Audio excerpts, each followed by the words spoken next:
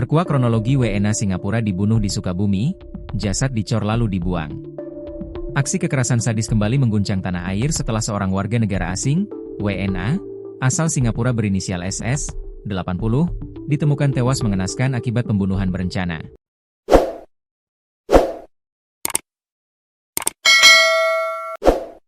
Korban dieksekusi secara keji dengan hantaman batang bambu di bagian leher dan dibekap hingga tidak berdaya oleh para pelaku di Sukabumi, Jawa Barat pada Senin, 16 Maret 2026. Jasad dibuang ke sebuah sungai di Cilacap, Jawa Tengah dengan kondisi dililit lakban dan dibungkus menggunakan adonan semen.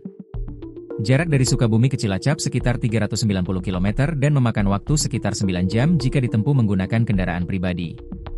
Kasus terungkap setelah jasad ditemukan warga di aliran Sungai Citandui, Kecamatan Wanareja, Kabupaten Cilacap pada Jumat, 20 Februari 2026, sekitar pukul 14.30 waktu Indonesia Barat. Kapolresta Cilacap, Kombes Pol Budi Adhibuwono, menerangkan korban menetap di kawasan Tanah Abang, Jakarta Pusat. Keluarga korban sempat membuat laporan orang hilang dan penyidik mencocokkannya dengan ciri-ciri jasad.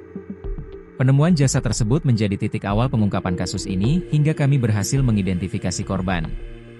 Dari hasil koordinasi, kami menemukan kecocokan antara korban dengan laporan orang hilang di Jakarta, paparnya, Jumat, 27 Maret 2026, dikutip dari tribunjateng.com. Dua pelaku pembunuhan berinisial H dan K ditangkap di Cilacap pada Rabu, 25 Maret 2026, sekitar pukul 21 waktu Indonesia Barat.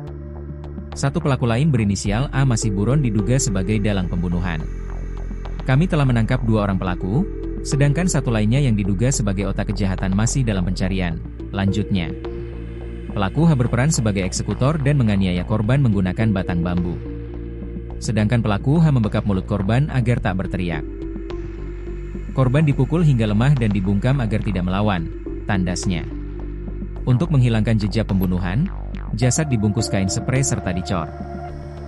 Dilapisi semen sebelum akhirnya dibuang oleh pelaku, imbuhnya. Penyidik masih mendalami adanya pelaku lain serta motif pembunuhan.